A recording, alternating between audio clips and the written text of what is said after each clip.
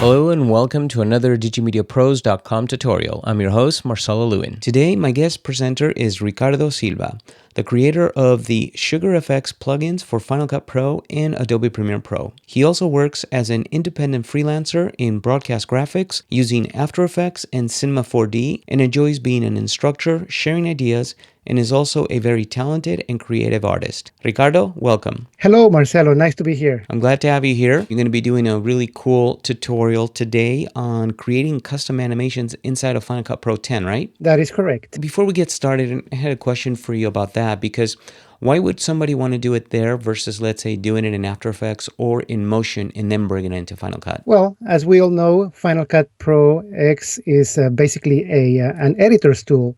So not every single editor has After Effects, and After Effects is a very complicated application to learn and just do simple titles. And another point is that Motion and Final Cut Pro are connected so intimately that the going back and forth is very seamless. So it's an ideal software choice for anybody who is using Final Cut Pro X. I see, kind of like the way Adobe Premiere Pro and After Effects is interconnected. Something like that, yes. Yeah. Definitely. Well, you look like you're ready to get started, so I'll let you jump in, show us what you're doing, and then if I have questions, I'll jump in the middle. Okay, that sounds good. So as you can see, I am here already in Final Cut Pro X with my edit, and one of the first things that many editors want to do is basically add a title to this a final edit or final section of the edit. So one of the things is that you're going to choose a template. So for example, if I go to the 3D cinematic under the title browser here, I can choose several built-in basically graphics already prepared for me. So if I simply skim through these thumbnails, I can see what they are all about. So let's say that I like this one, and I probably want to make it shorter by pressing the Control D and typing, let's say, 5 seconds here. So I make it really short. And now I have my title going in there. And one of the things that I want to do, the first thing is basically put the actual title that I'm going to be using. So let's say that my company is called Global Films, and I missed the S over there. So now everything looks good. Everything looks nice, but I want to be more creative than this. So let's say that I want to go into the O, or basically the camera to be going into the O. So the most basic thing that people usually do in Final Cut Pro is to take the title, and they can actually move it in the screen and then just slide it to a point where the O is going to be basically coming out, or the camera is actually going through the O, as you can see here. So this looks fine right there, but when I play back, then I can see that my title is completely offset. So yes, I did achieve the O going through the camera, but then the title falls in the wrong place. So now if I take a look at the inspector under the title, I can see that the only parameter that I have in there is just one. It's called background. So when I click on background, the only thing I see is my background that is underneath my title. So I need to have more control. And that's when people need to add features or create certain elements that is going to be able to control certain things. So I'm going to go into the titles browser here. And if you have Motion, you can right click, and then there is a menu that shows up that says open a copy in Motion. So now we're in Motion, and as you can see, if you're not familiar with Motion, then it's pretty simple to understand. You can see that in the top right, we have the screen or the canvas that at this moment I'm going to make it fit so I can see the whole graphic. Down below we have the timeline, which has many layers, and on the top of that timeline over here we have the actual layers, but more as a list. Okay, I can make that a little larger so I can see a little better that area. And on the left side we have the file browser, we also have the library, and we have the inspector. So all these windows, they work together. So the first thing that I want to talk about is that This is a custom element created by Apple, I guess. And I can see here in the list that I have a title. So the title in here is the one that we need to customize or change certain parameters so we can actually go into the O as I was showing you in Final Cut Pro. So for that, I'm going to go into the text tab and I'm going to type exactly the same logo as I did back in Final Cut Pro. So it's Global Films. Okay. And now I still have the same application. I'm moving the timeline down below here so I can see how the animation goes. But then if I move the text in here, it's going to happen the same offset as it happened in Final Cut Pro. So there must be something that is controlling that position. So in the actual elements that I have here in the list, there is a little triangle in front of the title here element that if I click it opens, and I can see that there are some what they are calling behaviors. All these little gear icon elements are the behaviors that are contained within this animation. So of course, I need to basically look at the position. Once I click on the position, in the inspector window, the position shows up. And I can see that the first parameters over here on this area is actually the position parameters. So that means that if I move my timeline all the way back here where I can see the letter L, I can move the X, which is the horizontal axis, and I can move it to the right a little bit low. I can even tweak that a little further. Okay. So very quickly, I can achieve that, and it's going to fall exactly in the center because I'm not updating the position of the whole element. I'm just changing the position of the initial behavior that is in here. So that means that these two parameters, the X and the Y, are parameters that are going to help me change that position regardless of what type of text I'm going to put in Final Cut Pro. So motion, like I said earlier, it has a very intimate connection with Final Cut Pro, meaning that we can actually publish this X, Y, and Z, or actually the whole position parameter. To do that, you just go to the actual, you can do it from the name or from this little triangle pointing down. If you click, there is a little dialog box that comes out, and you can actually publish. The last menu over here, you can publish. Now, if I go back to the project that is here on top, that is basically showing me what parameters have been published. And notice that I now have the position parameter. So I'm going to save this, and I'm going to close it.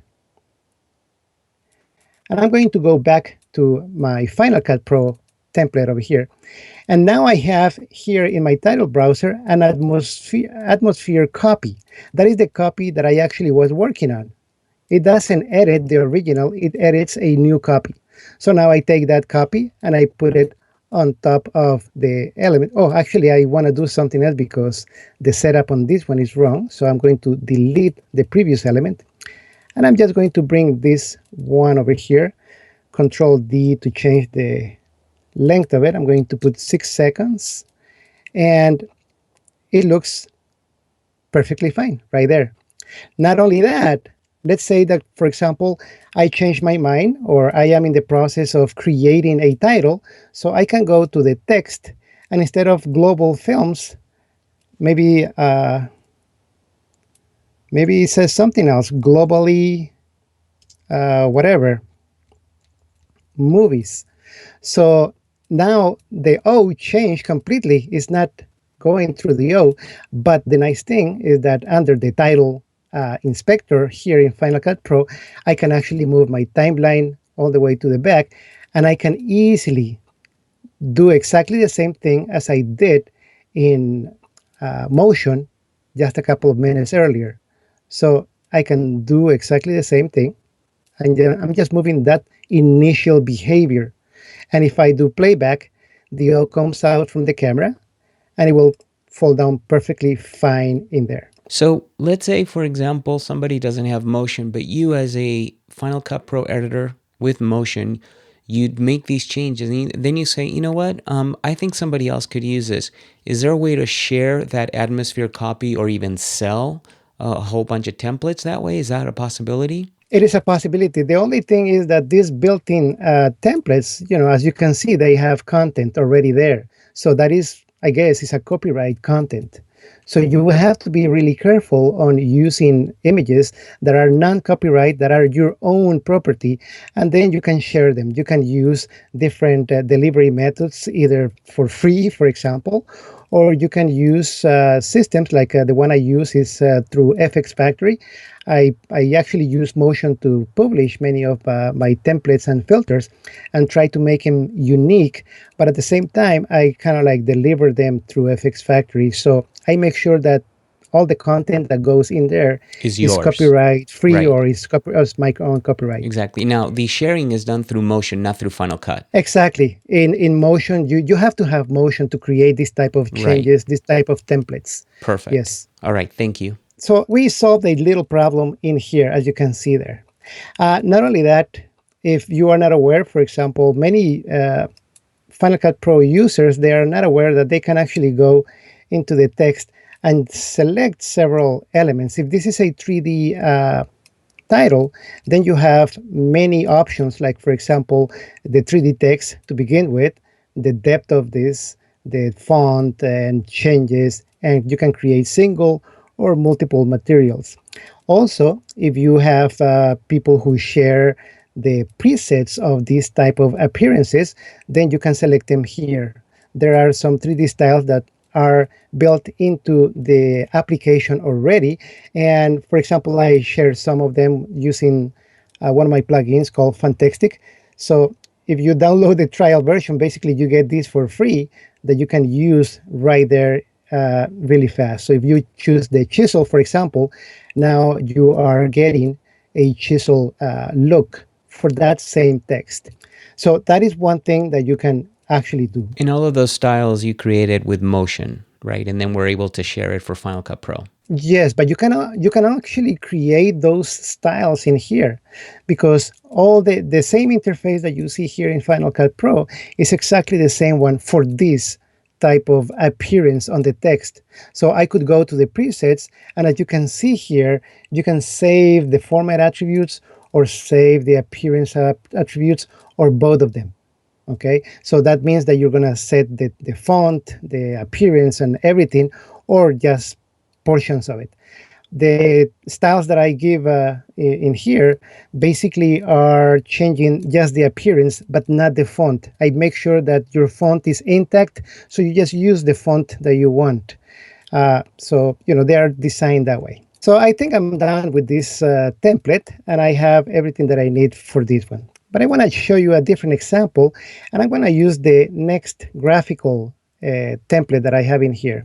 As I said, these are built-in templates, so I'm going to drop it in my timeline, Control D to change the duration. So I'm going to make it 5 seconds as well here. And if I play this back, it looks very nice and everything. But the only options, once again, is that even though this one have more options, I can change the different built-in, like turntable and turntable 2, which comes from the other side. I can choose the flip, which does a different type of animation, and so on. So this is a little more versatile than the other one that I just used. So it's nice. The only problem that I have with this particular template is that I have to have a background or not.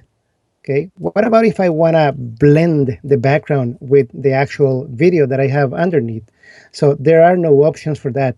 There's nothing to tell me I can actually lower the opacity of the background and see through anything like that. So that would be a nice option to add. So what I'm going to do is actually do the right click again, and I'm going to open a copy in Motion. Now that I'm here in Motion, I can see that this is the copy of that template, and I want to basically look for that background. This is a more simple template that contains several groups of layers, as you can see here. So many people that use Motion, they, especially the new people that use Motion, they get intimidated by all these little things that appear all over the place, all these groups. But in reality, this is a very simple, and when the templates are named correctly, then it's easy to understand. What I recommend people to do all the time is to turn off the check marks so they see what's going on in the template. Okay, so right there, I just turned off the background. So that is the element that I'm interested in. So I'm going to go into the inspector for that group of backgrounds, and I'm going to go into the properties. Down at the middle or the center of these parameters, we can see that there is a blend mode, and also there is an opacity. So that would be nice to actually send over to Final Cut Pro and have myself actually use any of the transfer modes that are available here. So I'm going to do exactly the same thing as I did before. I'm going to right click and I'm going to publish the blending mode of that layer. I'm going to also, let's see if this works. Yeah, this works. The actual opacity works. So I'm going to right click and publish it. Now I'm going to save it again. And I'm going to close this and jump back to Final Cut Pro. And of course, I need to bring the copy that I just created. So I'm going to put it right there, and I'm going to replace from start. And now all the parameters that are now published, you can see that down here, I have the blend mode to be normal, the opacity. So now I can easily transfer this and use it right here. So I don't necessarily lose the visibility of my video down there, and I can control how much of that blue is being applied. I can also change the transfer mode.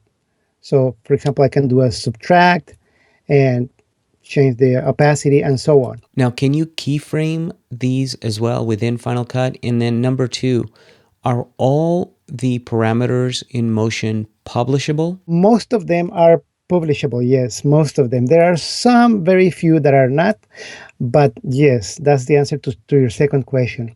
To the first question, can you keyframe here in Final Cut Pro? Yes, because every single parameter that you see here, notice that there is a little plus sign in there. But if you can do it in Motion, it would be better, because the keyframes in Final Cut Pro, they are not that professional, I would say. They are mostly linear, or you can make them soft, but you don't have too much control over them. So for something like opacity, that would be fine. But something like a position or rotation, then I suggest that you use Motion, because you have plenty of control there. And that actually, that question actually takes me to the behaviors, like you just said. So as you can see here, I have this opacity that it could be 100%, but then I could add other behaviors that actually are going to work for whatever I need. But I want to show you that behaviors in the next element that I want to use. There are some elements under the 3D category that, as you can see, they are basic text animations. Many people don't necessarily use text with backgrounds and stuff. You just use basic text for titles or callouts, anything like that. So as you can see, these are very basic elements that if I get rid of this one over here, let's say that I bring the basic 3D. I'm going to do also Control D and 5 seconds. And if I play this back, this is basic 3D. This one is also using a 3D element. That means that you can go to the text and change and select any of the styles available in there. So, don't mind the basic of this 3D element. Besides that, the only thing that I have in here is that you can change some of these animation styles that are already programmed into this template.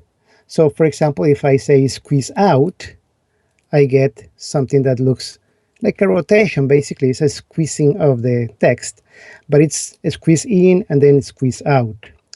Then I have, let's say, swivel, zoom, down.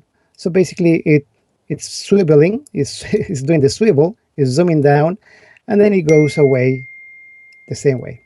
But what about if I want to have, let's say, a drop-in in the first part, and then instead of dropping out, I want to zoom, but in the other direction. like maybe like this direction.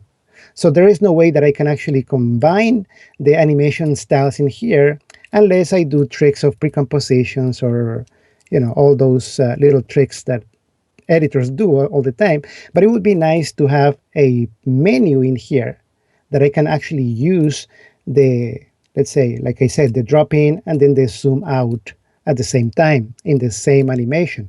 So to do that, I'm going to also right click on the element and open a copy in motion. So as you can see, we're in motion and it creates a copy of the same element and it has the basic move like always. But this time we're not going to be looking at the title. We're going to look at the project, because under the project inspector project tab, we can see the parameters that have been published. So there are very few parameters, as you can see in here, but there is a lot of elements. If I open these other groups, we can see that there are plenty of elements in there. And notice how many behaviors the title have.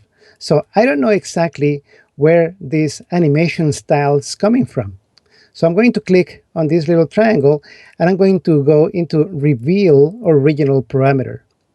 By doing that, it will take me and highlights the actual parameter, and it shows me in this list the actual element that contains that parameter. And this might look very intimidating for many people, okay? Because in reality, it might be. So let me just open this a little bit. But once you understand how the whole concept of animation works in any timeline, basically you have an in point, a center point or landing, and then the out point or going away. And we can see that it has been labeled correctly, all these elements over here. So we can see that it says title, move, in, position. Let me just open this a little wider so we can see the whole wording. So all these guys that I can see here, even the title scale in, noisiness, title scale in, seed. So from here down below, everything is related to the entrance of the text, to this area over here. And then all these guys that contain the out word in it, then they are basically this area over here.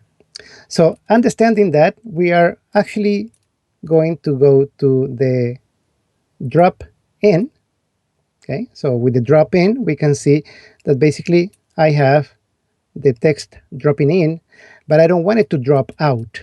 Okay, so that is a position parameter, as you can see.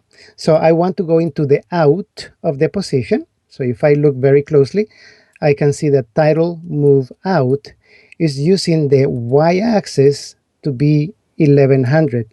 So I don't want that to be 1100. But before I do any changes, I have to create my own preset. So notice that in front of the animation style, I have a plus and a minus. That means that I can add more styles or delete the actual style that I'm looking at. So I'm going to add another style, and I'm going to call it drop in and zoom. While you're adding that, if you would not have clicked on the plus and made the change, it would have updated the current preset? That is correct, yes. Okay. So now I have the drop in and zoom, but the actual behavior of the animation is the default. As you can see, it's basically a position from the front to the center and then going out. So I want to change those two positions. So first of all, the position that starts is going to be coming from the top.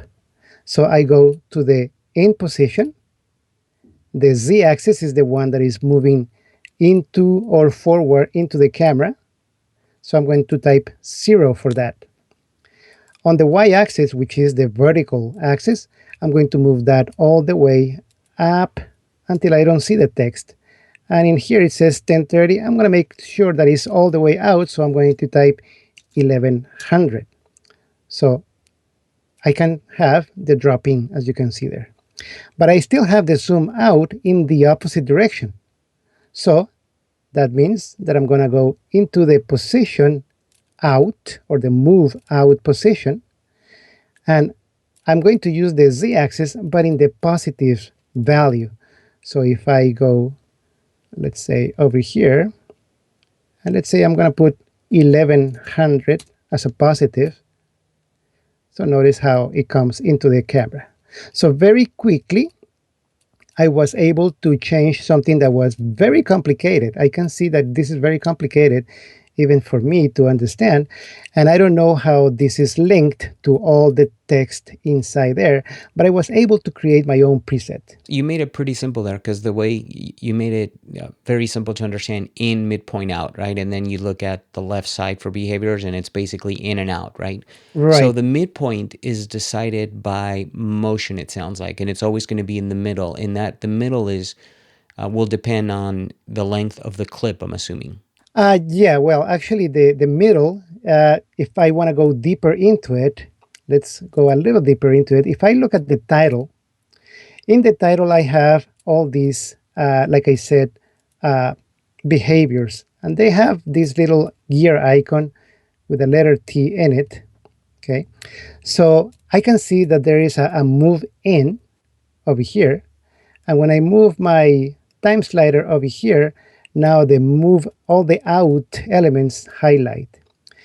Down here in the timeline, if I open that up as well, I can see that they're all grouped. Some of them are in the out area and some of them are in the in area. So the designer of this template decided that the in point was from here to here. And then from here to the end basically is the out. And he put the out in there.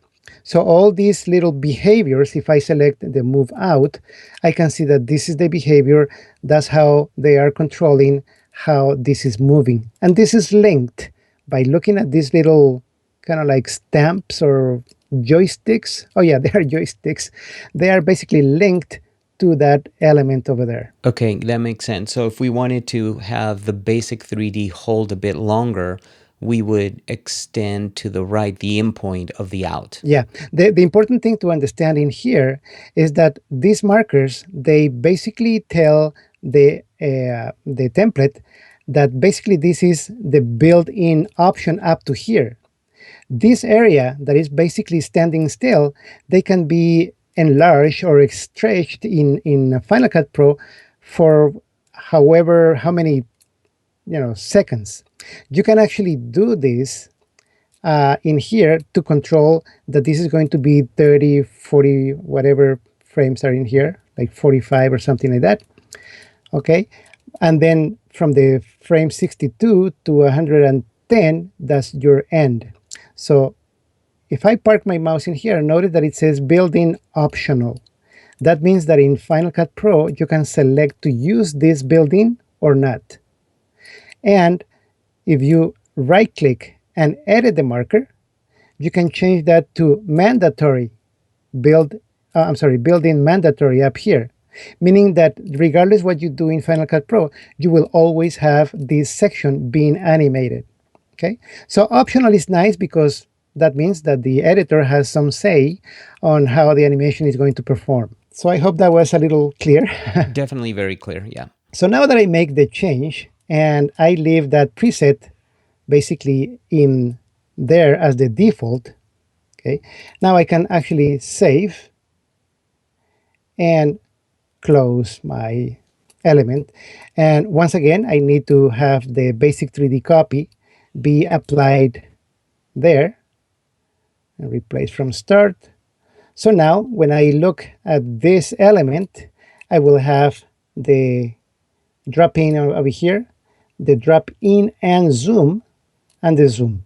Okay, so I can actually take advantage of templates that have been already pre-designed and then create my own styles without the need to go and link all those behaviors to the parameters and to the rigs and all that stuff. Now, a question on the naming where it says basic 3D copy. Is there a way to make it so you create the name there so it doesn't say copy like that? Yes, you can actually go open in Motion.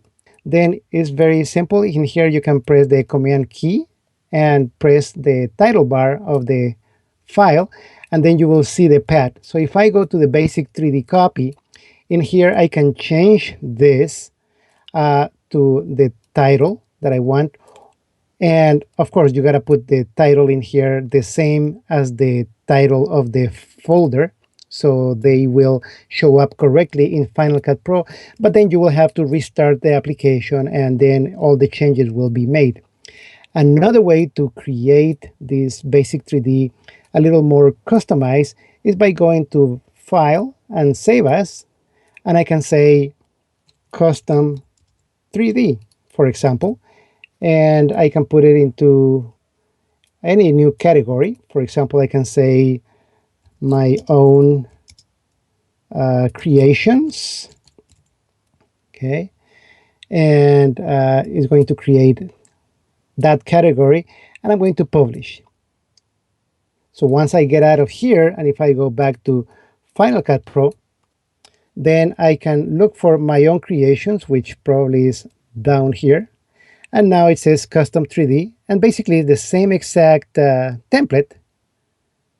Okay, if I replace it from the start, basically the same exact template, but now it has its own category and its own name.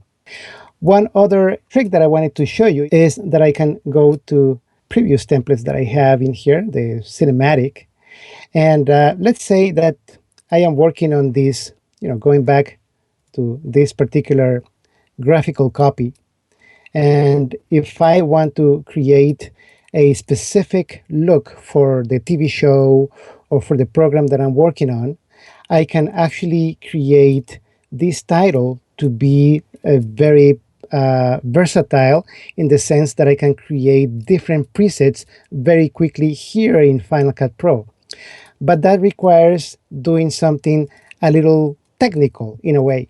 Let me show you what I mean. So for example, if I have the graphical copy already in here and I open this in Motion. So here in Motion, I can add additional parameters. If you remember from earlier that we did, I just added the blend mode and the opacity, which is very good, but I could add something a little more different. For example, I can take the camera, for example, and I can say, let me see, not that one, but the z-axis. I can have this parameter publish, so I can have the subtitle being like so, okay, or even animated. So let me just add a quick behavior to this parameter, because that would be nice to have this title moving while it plays back. So one of those things that you can do besides the behaviors for the text is that you can add behaviors to a particular parameter. In this case, I want to add a behavior to this axis for the rotation of the camera. So I can click in this triangle and I can add a parameter behavior. In here, the parameter that I want basically is called rate. And the rate is basically a whole parameter. As you can see here, it was added in the timeline, and it goes from the beginning to the end of the whole animation. I could easily change it to go from here, when it lands, and then starts moving. Whatever I want. I am the boss actually in here. I can decide where that starts, where that finishes, and so on. So in this particular example, I start the rate in there. And if I type in the rate that I wanted to change to 10, so now it lands and then it starts moving. Okay, so I very quickly added that. Of course, that might not be exactly what I want, but I have the option to do so. So I really wanted to go from the beginning to the end, so it's moving throughout the whole thing. Okay, so 10 might be a little too much, so you just type in 5, and maybe it's a little better. Okay, you can even go into the negative if you want to go -5, and it goes in the other direction. So that would be a nice touch to add. For example, not necessarily too many degrees, but maybe 3 degrees. So it has a little something. It's alive, basically. Okay, so I could publish the rate Okay, I could publish the rate. I could also take my title group, and in the title group, I am able to also rotate it in any way that I want. So even if I rotate it like that, remember that I just rotated the title, but then I have the rate of the camera that is moving around. So I could do the offset of the camera and the rate and get really complicated, as you can see here. So I'm going to leave that at 0. Another thing that I want to emphasize by doing the trick that I mentioned to you, that I'm going to do a little technical change in this title, is that by doing the technical change, I might lose the text appearance properties in Final Cut Pro. So I'm going to go into the title group, title elements, and I can see the title here. Okay. So in this text, I can add certain things. Like, for example, I can go to the appearance and I can change the depth. So I can publish the depth. I can publish the weight, meaning that I can make that larger or smaller. Okay, so I'm going to publish that. And let's say the front edge, I can publish this if I want to as well. Publish, and many other parameters. So I'm just doing this for this tutorial, so you see what I'm talking about. So okay, so I have the same exact look that I had before, except that I added these additional parameters to be published. Now I'm going to save this element, okay, but I'm going to go back to the Finder and I'm going to press the Command click in here so I can go into the graphical copy. And this copy, I can actually take it out of there and do a copy into my desktop. And now I have the same element in here by itself. The technical part that I'm talking about is pressing the return key and changing the MOTI, which is the title, the motion title extension, to a MOEF. So now, when I use the MOEF, now this becomes an effect according to motion. So if I double click on this, this is a MOEF effect. It basically behaves exactly as the title that I had, but now it's an effect.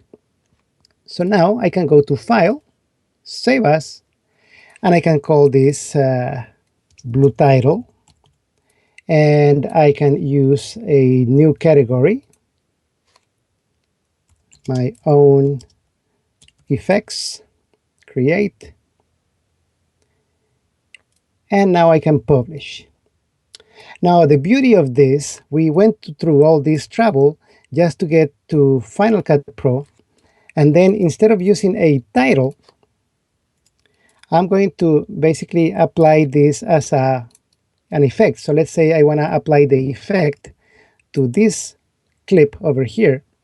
So now I go to the effects browser and I can go into my own effects and I can bring that and apply it there. That means that I have all exactly the same parameters as before, but now I can change the rate, okay, of that rotation that I had in there. I still have all these elements, presets that were created, and I can change the depth of the text, the weight, all that. Okay, but the nice thing about it is that I can change, for example, let's say I change this to red and I do all the changes, whatever they are. Okay, and then see this button down here? It's called Save Effects Preset. So if I click on that, then I'm going to call this red title. And it's going to save it, let's say, on text effects. And I'm going to click Save.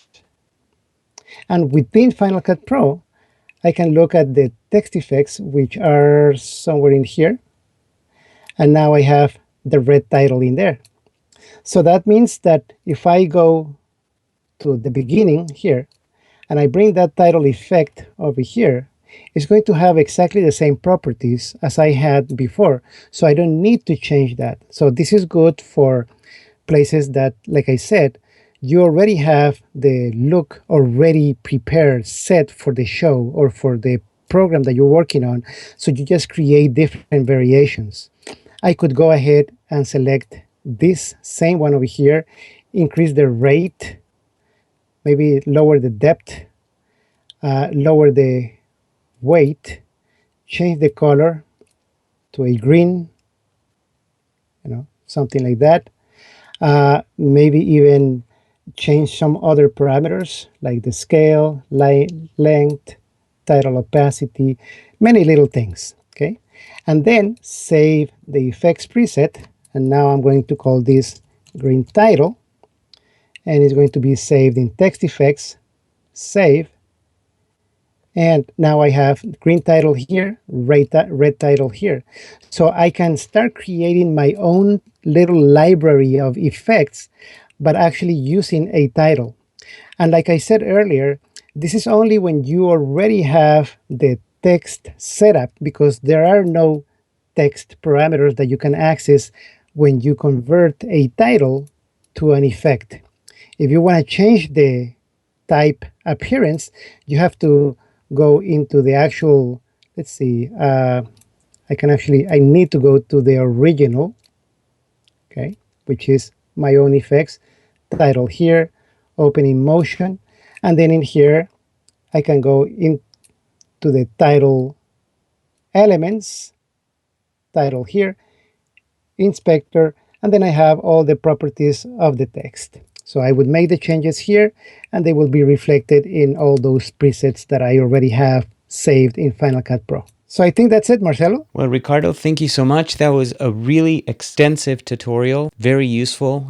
You've taught us really a lot about text and creating not only templates that you can reuse in Final Cut, but also effects now that you can use in Final Cut. Now, you are the maker of the SugarFX plugins, and you have a variety of them, right? Before we go, tell us a little bit about those. Well, they are basically plugins that they are using the technology, either Motion or FX Plug technology, and also Quartz Composer technology.